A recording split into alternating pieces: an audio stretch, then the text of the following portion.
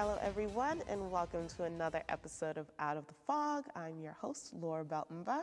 For today's interview, we are going to be joined by the incredible Mr. Tom Jackson, actor extraordinaire. So sit back, relax, and we'll be right back with our interview.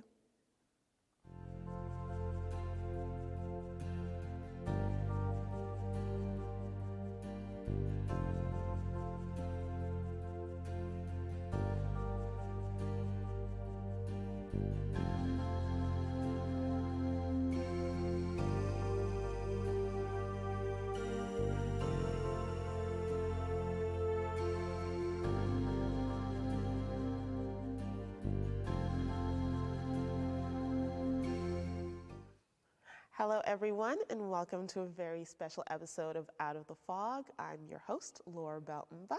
On today's episode, we are joined by the incredible Mr. Tom Jackson. So I'm really excited to have you here for today's episode of Out of the Fog, and I'm so interested in getting to find out about you as an actor, as an individual, and getting to know a little bit more about your personal life. So I did a little bit of digging prior to our interview to kind of get an overview of who you were. And so when I was digging, I found out that you were one of the first Indigenous actors in a lot of the movies and television roles that you were involved in. And I wondered, what was the film industry like for you as an Indigenous actor getting started? Not really knowing the industry myself at the time. It was exciting. It was new. It was the kind of thing that when you get a grasp of what you're doing and how you may be affecting others, it takes on a whole new life of its own. When I started working, depending on what kind of a project it was, I did children's television, which is a real rewarding, enriching experience. And I guess most people will have seen North of 60 if they're familiar with my work. And North of 60 came with a lot of responsibility because it was a window for the world to look into a First Nation community and to see how people reacted, you know. So that comes with a serious responsibility. And because sometimes art imitates life, for me, it was very close to my sense. You know, I didn't want to be somebody I wasn't. And I remember in one of our episodes, it was said that I cheated on my wife. And I went through an airport, and somebody said, "So you cheated on your wife, did you?" So I went to the producer and I said, "Do me a favor." I mean, you didn't see it. Yeah. It was just said I did. Yeah. I said, "Please don't, do me a favor. Don't make me do that again. Like, don't put that into my character." So that, you know, just adjusting to all of that. And again, not really knowing what the protocols were, you know. You're out there just expressing yourself as a person and reading lines, sometimes not necessarily knowing what those lines are. But as time changed and other actors led the way, it wasn't necessarily me, there was a lot more familiarity and respect as to how people were portrayed, and it's very much that way these days, right? Pluralism and a lot of other well thought out concerns. So it's grown a lot, you know. So was acting always something that you knew you wanted to do, or how did you find yourself becoming an actor? I've been pretty lucky all my life. Yeah. A lot of things, one thing led to another, to another, to another. And in my case, I just happened to be at a place at a time. Even the North of 60 thing, I was working on another project and having breakfast with my friend. And one of the producers came over, happened to be in that restaurant, came over and said, "Listen, we're shooting this series, and I think we have a part for you." And so that was the case. Right? As it turned out, the part that they offered me, I didn't want. I said, no, that's not what I do. So they changed my role, and that's the part I ended up playing. Yeah. That's so cool. Are you allowed to tell us the part that was originally offered? Well, I wouldn't say that because I don't want to disrespect the persons that put this together, but ultimately I said, if you made Peter was the character, I said, if you made him her older brother, I could play that part. Okay. Right? That's really a little uppity for a guy who didn't have much experience. But it really, a lot of the work that we do, that I do, that my team does, is focused on saving lives. And everything, including that, at that time, had to be of the right moral standard for me, because I didn't want to mislead people to go another direction. I'd already done that in my life. So when you say a lot of the work that you and your team do is focused on saving lives, what do you mean by that? If, in fact, I write music, it has to be something that stays between the lines, you know? Because there are a lot of people who watch what I do, and when we do shows, like right now we're doing our annual Christmas tour, it serves social service agencies, not just one, but a bunch. So if in fact I compromise that, I compromise the people that the services serve, right? And you may not think that a food bank saves lives, but you don't know the value of the gift. We never know the value of the gift. A food bank helps George or Sally, and maybe they pay it forward, and they pay it forward to somebody who pays it forward, and they pay it forward to somebody who pays it forward, and the person that they help is somebody you love. That's very true. Maybe your mother, your brother, your sister, your friend. And that piece of love, which is a verb in my opinion, is priceless. But love is only priceless if you share it. If you don't share it, it loses its value. And so what I've been given as a message really is joy. I need to give you joy. That's my job. I need to help you better understand, if you don't already, what compassion is, what empathy is, what faith is, what hope is, but mostly love. The verb, not the word. Right? So with love being your message and the thing that you exemplify in everything you do, you've been doing these Christmas concerts now for 30 years.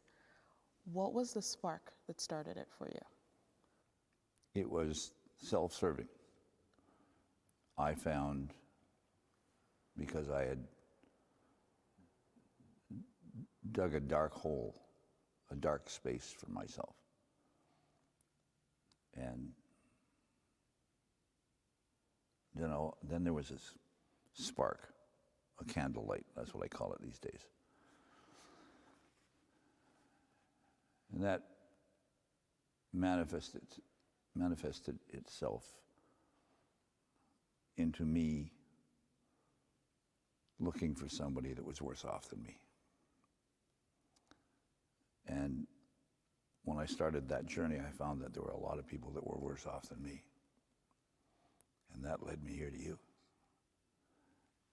So once the realization comes to one that you can help somebody else, and that, or rather, you can help yourself by helping someone else. You can help yourself by helping someone else. It's a very valuable, shareable experience. So for 30 years, you've done this and you've shared this spark and light that you initially felt. Has there been any moments that in your brain that stick out, be like, this is the moment? If you needed a reason to keep going and keep doing it, there's one that stands there like, if for no other reason to recreate this kind of feeling for someone else, I want to. What moment would that be for you? It's more recent than you would think. Just the overall reward of doing it, having somebody react to that. And then there's the sharing, and then there's watching your people that you're mentoring, watching them get the discovery and all that growth, and watching, you know, the layers of that, and goes out the ripple that goes and goes to the shores, and you create a tsunami, or you think you do, or you're actually just a little pebble and it goes like this, but your mind goes crazy. I had a couple of years ago discovered an organization called the DOPE Team. Okay. And the DOPE Team, DOAP, stands for Downtown Outreach Addictions Partnership. Okay. My work was to drive a van to take calls, not just me with a partner, to take calls of people who are in distress. And without lengthening that piece, I don't have much time with my angels. I call them angels. When I pick them up, I probably have 12 to 15 minutes with them. I'm taking them from the place that they're in distress to the place that helps them, right? So let's say it was a woman's shelter, and in this case it was. I stopped at a bus depot when there was a woman, young lady, she was in distress. And she got in the van, and I said, where do you need to go? And she said, I need to go to the shelter, the women's shelter. I said, where are you from? And she said, well, she was from another city. And I said, so why are you here? And she said, because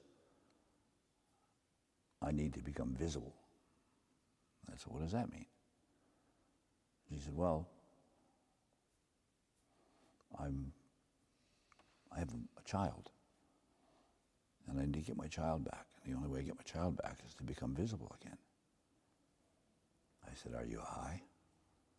She said, no. And I said, well, when you are high, what's your favorite drug? What do you do? She says, anything that will get me into an altered state, to get me out of this space, this reality that I'm in.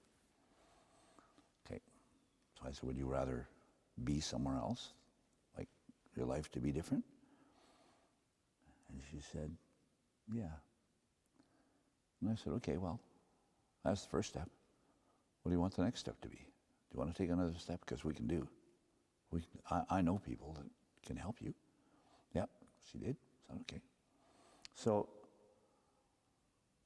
get her to the shelter. And my colleague, per se, answers the door. We wave and say hi. And I asked her, what's her next step? And she said, I want to see you in 30 days. Okay.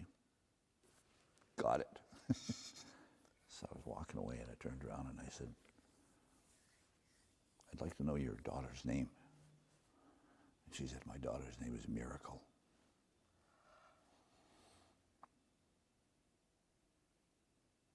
I got it. So that moment can be replicated, right? Sometimes I walk around and I feel like I'm a typo. You know, sometimes you feel like a typo. I think, I don't know whether I'm supposed to be here or not. I think I'm a typo. Somebody, you know, put me somewhere else. But that wasn't the case then. It was like permanent marker for me. Wow. So that's what I do. Wow. That's absolutely amazing. And to know that that's the kind of spirit that moves you to do all the things you do is truly fantastic. We're going to take a break in a minute, but before that, I want to thank you on behalf of all the organizations you've worked and supported with for the work you do, because you are continuing to make a great impact for more people than you know in something even as little as this interaction. It's truly amazing. Well, let's challenge the people that are watching. As soon as you go to commercial break, sorry, whoever your sponsors are, but let's ask the audience to go to the phone and pick up the phone and call somebody that you love. Tell them that you love them and ask them to call someone else. 5 minutes after this moment, the world will have changed. Agreed. Well, that's your challenge over this next little break. Pick up the phone, call someone you love, and we'll be right back.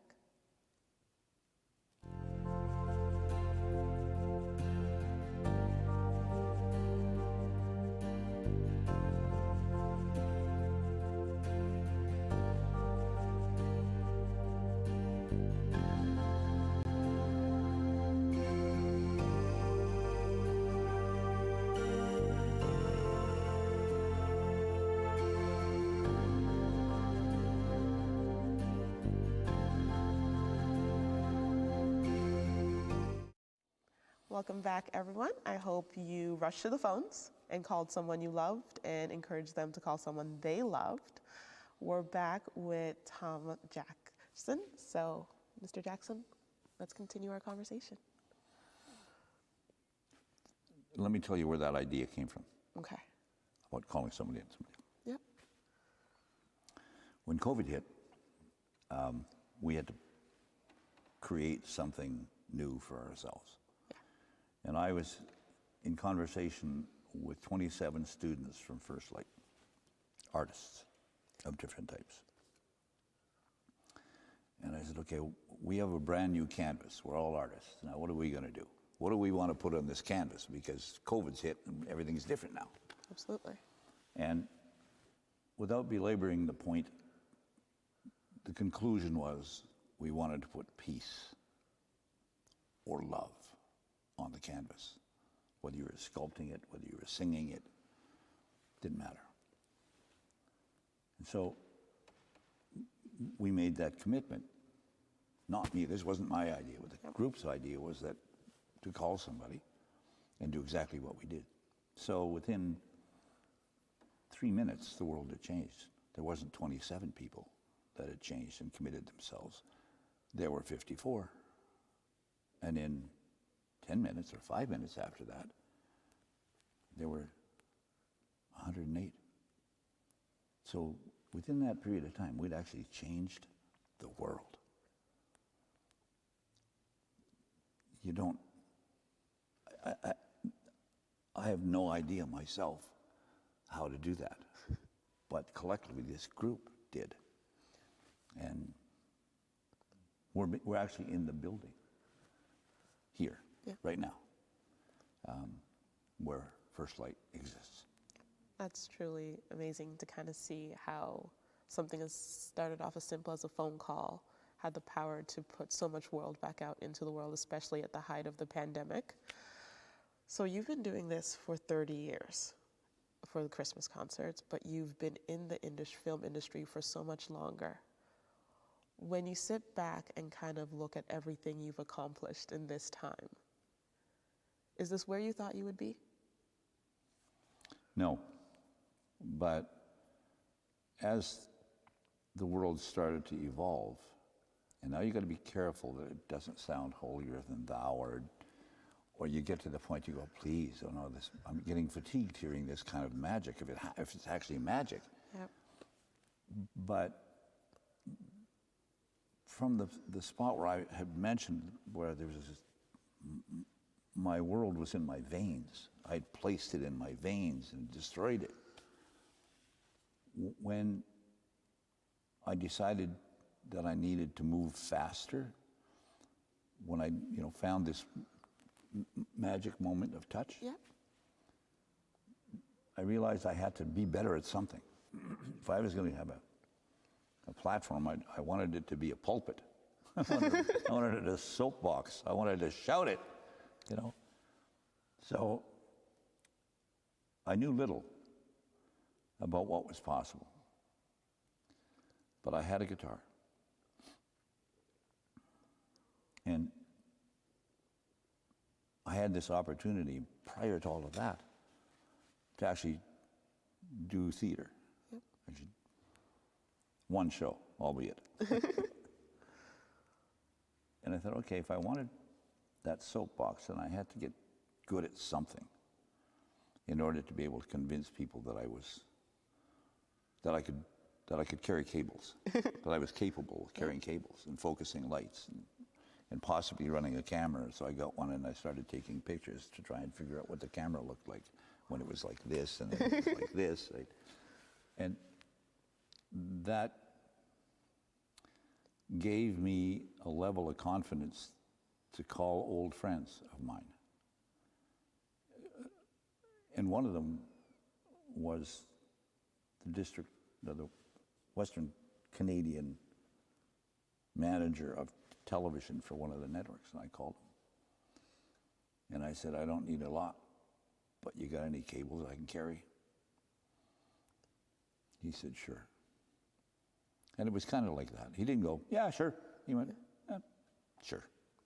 It was that sense, right? But where that evolved to was finding people who I had known in my life that had actually shaped the parts that worked. And I called them and I asked them if they would take a position in this crazy dream called the Christmas and Winter Relief Association. And they did. And that formed the organization that is the basis of pretty much everything that we do. And you should know what the we is. You see, when I was in that dark space, I was sent an angel. I was sent two angels. The one it was a vision. I guess the second was a vision too.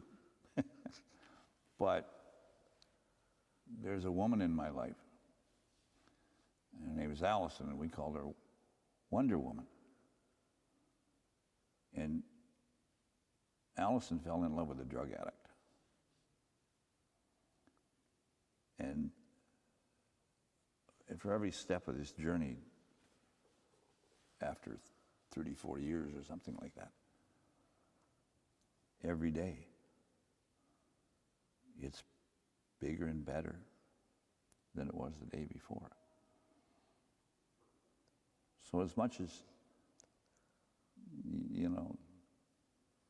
there's the pulpit, and there's the vision, and there's the dreamer, and the crazy things come out of my head, there's somebody that takes care of details and takes care of me, for that matter.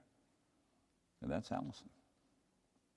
You have to know that too. It's not, there's a we, and there's more than just she and I now too. There's satellites. There's a satellite here, right? Yeah.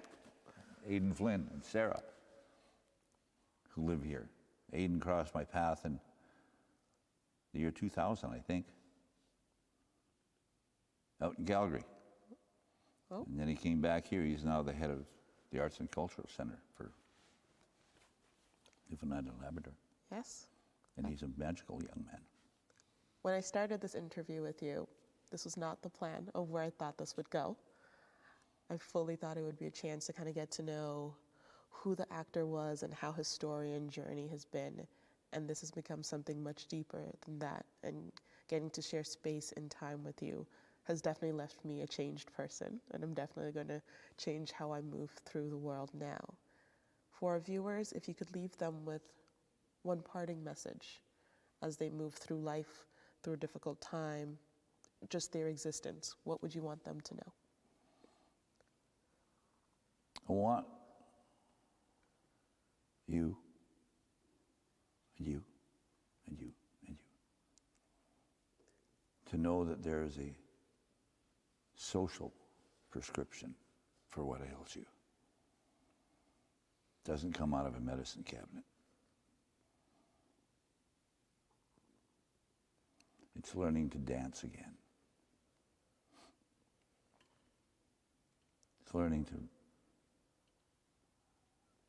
read a healthy book. It's learning to laugh again. And it's learning to love again. Leap, learn, laugh, and love. Not the word, the verb. I want to thank you for taking the time, the space, and just sharing your energy with me. It's truly been life-changing. And I want to thank you for the good that you continue to do in communities far deeper than you might be aware of. It's been an absolute pleasure, Mr. Jackson. Thank you so much. We can't do this without a team. Welcome to the team.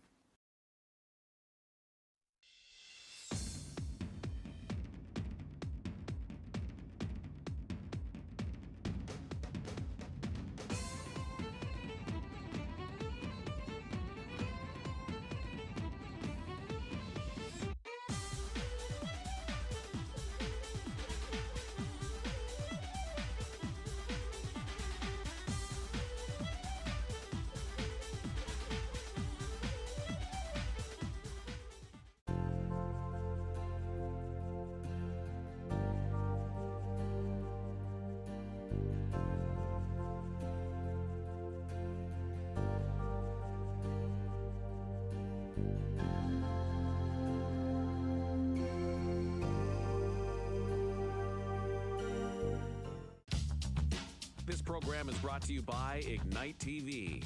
Now you're in command. Visit Rogers.com for more details.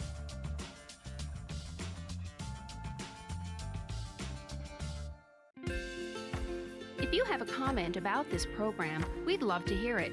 Email or call us, or send us your feedback through social media. When an impaired driver killed my brother DJ, my life changed forever. Life has changed for all of us during the pandemic, and many people are turning to